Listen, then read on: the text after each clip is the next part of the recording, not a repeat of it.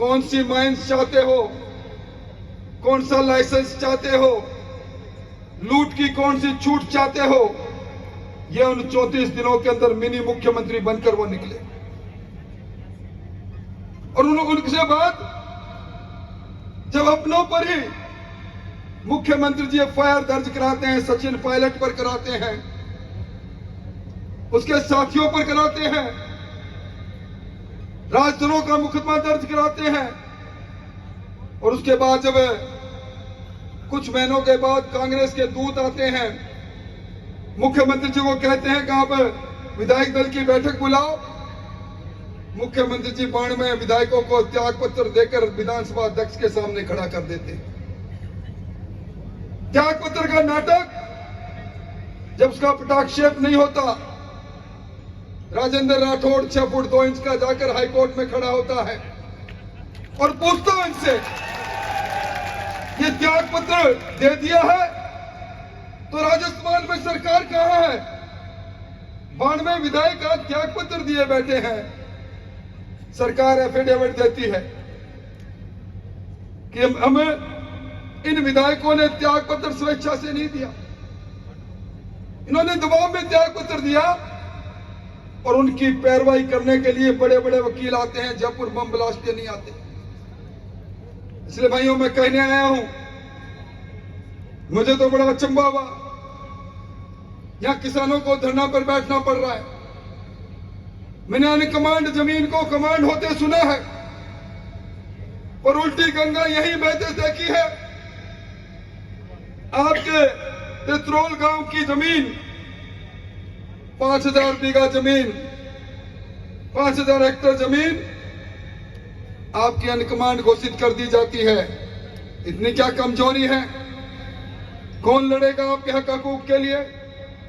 ये इलाका सबसे ज्यादा बाजरा पैदा करता है। बाजरे के अंदर यहां के किसान 1600-1700 रुपए में बाजरी बेचने के लिए मजबूर होते हैं। मोदी जी की सरकार, देवजी पटेल की सरकार 2350 रुपए तय करती है। धन्यवाद देना चाहूंगा इस वंश से कैलाश चौधरी हमारे कृषि राज्य मंत्री हैं, और राजस्थान की सरकार को लिखते हैं न्यूनतम समर्थन मूल्य पर बाजरी खरीदो। राजस्थान की सरकार नहीं खरीदती है। मैं आपसे निवेदन करने आया हूं, आज हालात क्या है?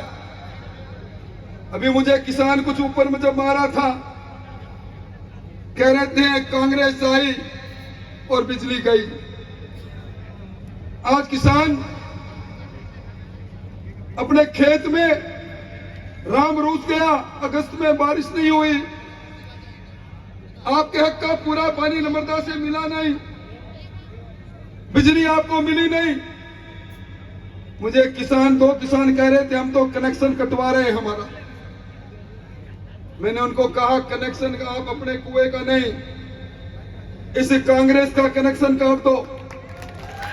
1 महीने की सरकार बची है, और यह सरकार, मैंने कहा लाल कपड़ा दिखा देना सरकार को। सरकार लाल कपड़ों से, ये लाल पाग बांधे बैठे अनेक लोग बैठे हैं, आपको देख के आजकल भड़कती है, क्योंकि लाल डायरी आपने सुनी होगी। ये सरकार लाल डायरी की सरकार है, ये सरकार नौथी के बाड़े की सरकार है। इस सरकार में आपने कभी नहीं सुना होगा सरकार के मंत्री कहे, विधानसभा में कहे, विधानसभा में बहस चल रही थी, बहन बेटियों की इज्जत सुरक्षित नहीं है, सरकार दलील दे रही थी, क्या दुष्कर्म इसलिए ज्यादा होते हैं कि यह मर्दों का प्रदेश है? क्या मीरा की भक्ति जहां है, जहां राणा की शक्ति जहां है, पन्नाधाय का बलिदान जहां है, जहां पद्मिनी अपनी इज्जत के कारण से दूधू करके अग्नि स्नान कर लेती है, वहां कोई कहे कि मर्दों का प्रदेश इसलिए बलात्कार ज्यादा होते हैं? इससे ज्यादा शर्मनाक बात क्या हो सकती है? और उसी वक्त में उसके बाद जब सरकार के मंत्री कहते हैं कि हमारी सरकार का अलाइनमेंट खराब हो गया, हमारी सरकार में 50% से ज्यादा कमीशनखोरी है। हमारी सरकार में बहन बेटी की इज्जत सुरक्षित नहीं। उन्हीं गुड्डा जी को, जिनके पुत्र के जन्मदिवस पर मुख्यमंत्री जाकर कहते हैं, गुड्डा जी आप नहीं होते तो मेरी सरकार नहीं बचती। आप बहुजन समाज पार्टी के 6 विधायकों को कांग्रेस विधायक दल में आपने विलय करवाया था, उन्हीं को बर्खास्त करती है सरकार। और दूसरे दिन वो लाल डायरी लेकर सदन में आते हैं और कहते हैं इस लाल डायरी में काले अक्षरों से इस सरकार के सैकड़ों सैकड़ों करोड़ों के भ्रष्टाचार का हिसाब है। ये वो डायरी है जब ईडी ने एक राज्य मंत्री का दर्जा प्राप्त कांग्रेस के नेता के यहां दबिश दी थी, उस समय डायरी फेंकी गई थी, मैं लेकर आया था। मैं उस डायरी को रखना चाहता हूं। सरकार भड़क उठती है और उसके बाद जब भी लाल कपड़ा सरकार देखती है, सरकार भड़कने लग गई।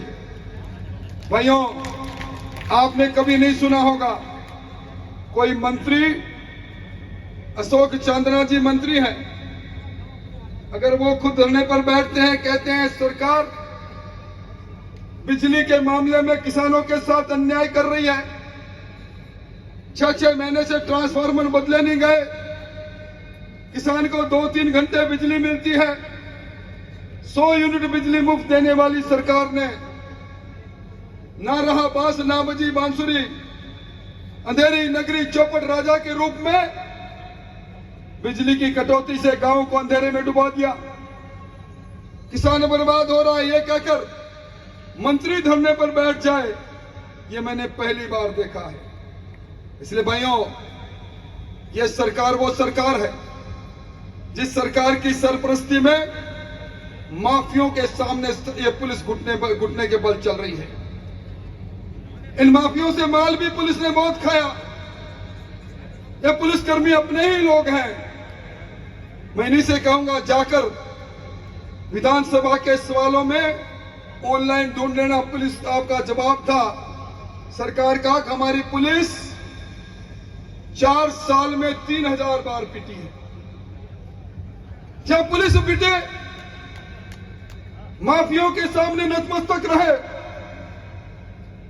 पर ये पुलिस काम का कुछ कार्रवाई बहुत अच्छी तरह करती है। रामनवमी पर भगवान राम का जुलूस निकले, धारा 144 लगा दी जाती है। पुलिस कहती है रामनवमी पर जुलूस नहीं निकाल सकते। और कृष्ण जन्मभूमि पर आपने सुना होगा 3 दिन पहले कृष्ण जन्माष्टमी थी। इस ब्रज प्रदेश के अंदर, उस ब्रज 84 के अंदर जहां भगवान कृष्ण ने लीलाएं की थी, उस जमीन को, उन अवशेषों को जब मिटाना प्रारंभ हुई, ये खान माफिया वहां पहुंच गए, कहने लगे हमने मंत्री को जेब में खरीद रखा है, आपके अवशेष मिटते होंगे, भगवान कृष्ण ने जहां क्रीड़ाएं की वो जगह मिटती होगी, हम यहां खनन करेंगे।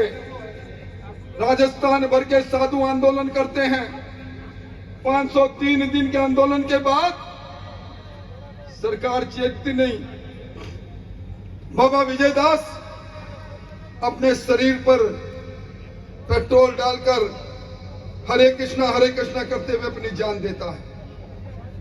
इस सरकार के चलते जहां एक और मोदी जी ने हमारे आराध्य देव राम का मंदिर का निर्माण करवाया, और भाइयों दिसंबर का समय निकाल कर रखना, भगवान राम लला ने जहां जन्म लिया उस मंदिर का उद्घाटन हो जाएगा, आप जरूर दर्शन करने जाना।